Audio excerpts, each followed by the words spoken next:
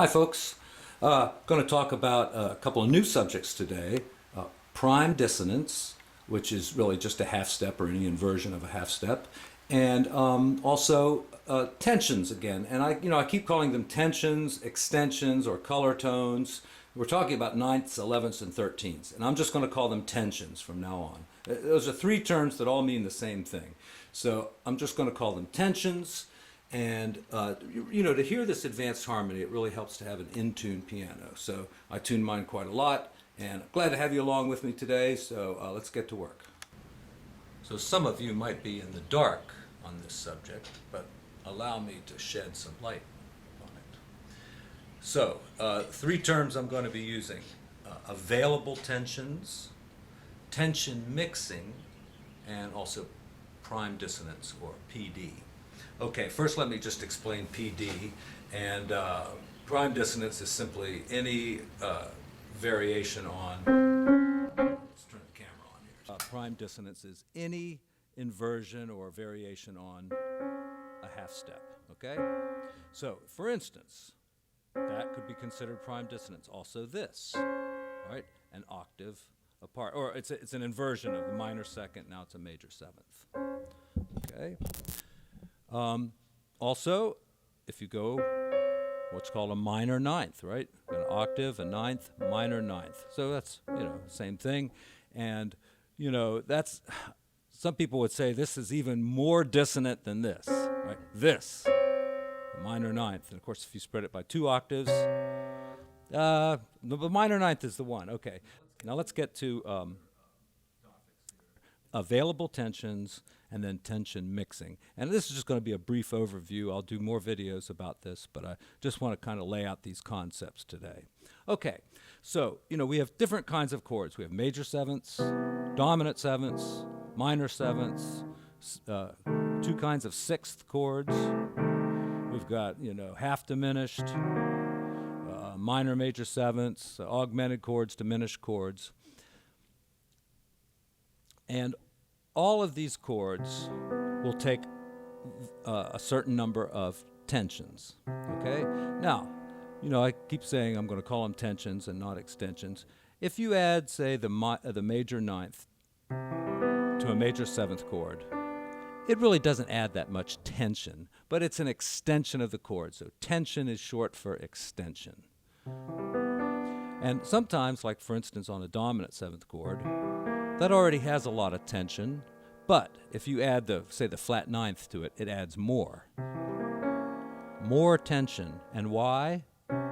We have some PD here, prime dissonance. We have a minor ninth. So in this example, it really does add tension to the chord. Okay.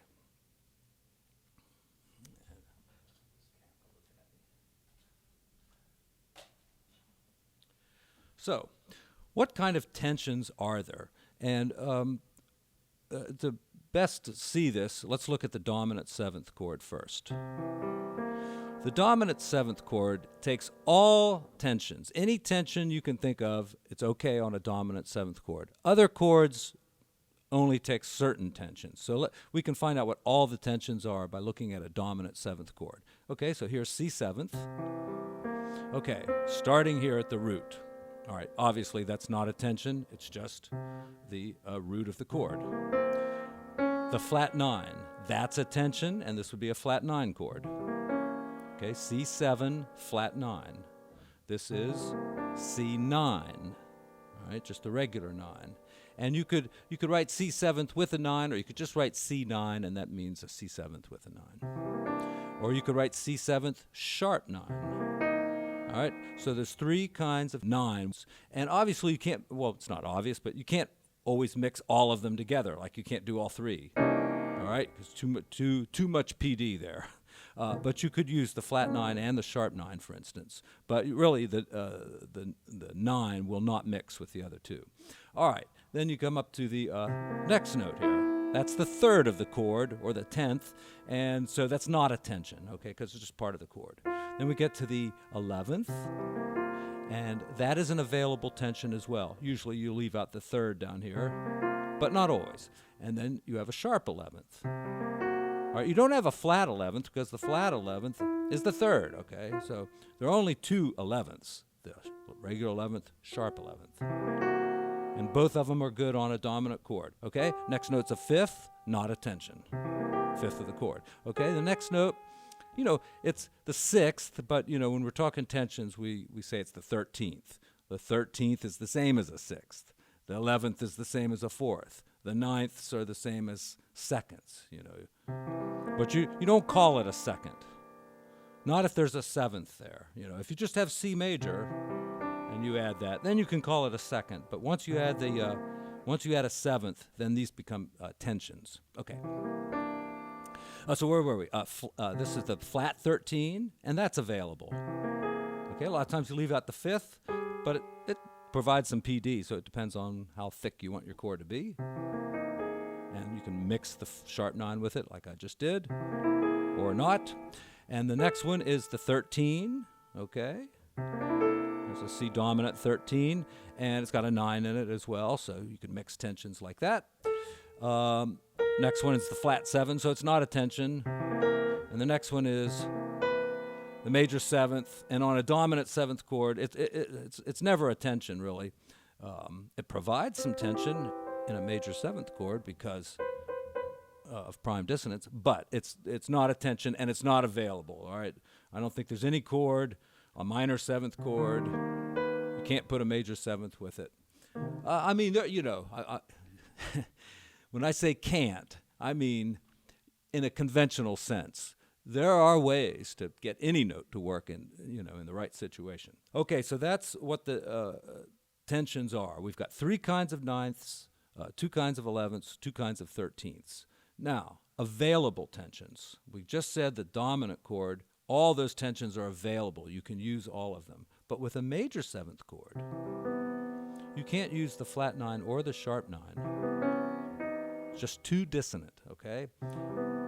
Only the regular 9 is available. So if you see this term C major 9th, it means a C major 7th with a 9th, okay? The 11th is really not available. It sounds good, but let's consider it to be unavailable at this point. The sharp 11 is available. Okay, very pretty chord. And also, not the flat 13, but the regular 13 is available. See the flat 13? No, sorry. But the 13, that's palatable. That's acceptable to our ears. It's okay. And you can really, to talk about tension mixing, you can really mix any combination.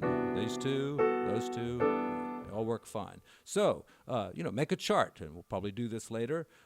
We'll make a chart of all the chords and what the available tensions are. So on a major 7th, you got these 3.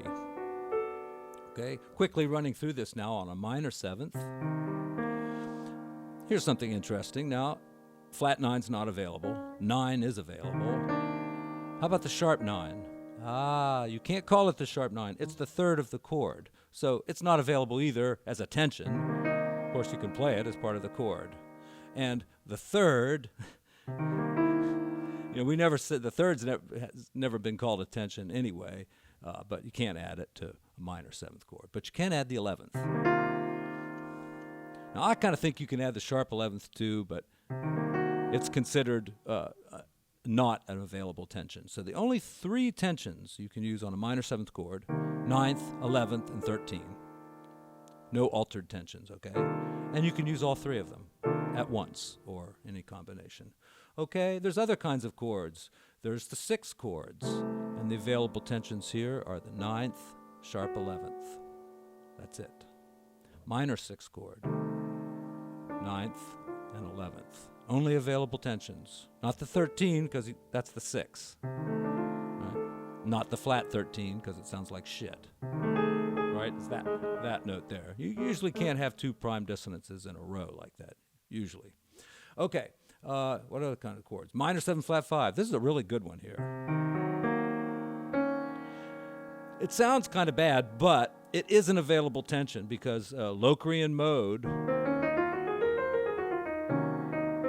it's available, okay? So is the 9. A little more colorful, exotic maybe, I don't know. Of course, that's not available. Part of the chord, not available ever. 11th, that's cool. Sharp 11th, that's part of the chord, so not available. Here's one you might not believe, but, well, of course that's available because it's in Locrian mode, A flat. But this is available too. Can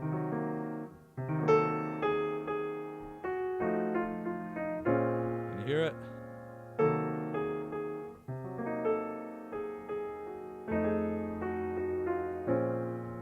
I might find when I do a longer video, I'll find some better examples of that. Okay, what kind of chords have I left out? Did I do minor, major, 7th? 9th and 11th are the best. I guess you could put the 13 in too. Not sure about that one. I always think the 9th and the 11th is the way to go. Probably the 13th too. Augmented chord, augmented 7th.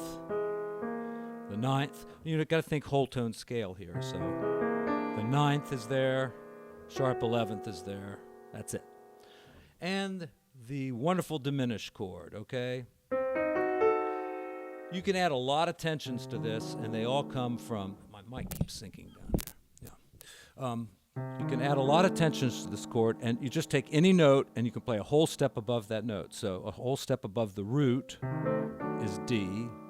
A whole step above the 3rd is F. A whole step above flat 5 there is this one. And then a whole step above the 6th, the extension is here. So it gives you these available tensions. And you can use them all at once, actually. That is actually a legal chord. I'll show you a way to use it. Final chord of a song.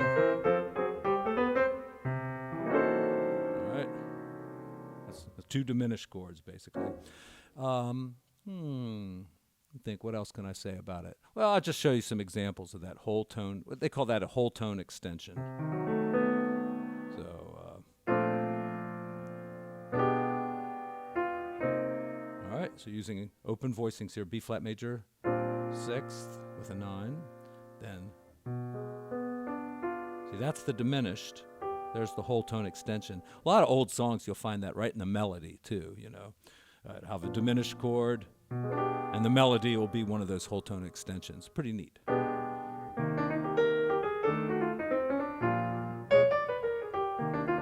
And in fact, the diminished scale is basically made up of the diminished scale and the 4 available tensions. Is that right? Yes. All right, if you combine those 2 chords, that's the diminished scale. And it would be for that diminished chord, or some dominant chords too. Okay, that's my video for today. I'll be back with some charts and graphs and musical examples when I get a chance. Thanks for tuning in. Thanks for subscribing. And thanks for your comments especially. And I'll see you soon.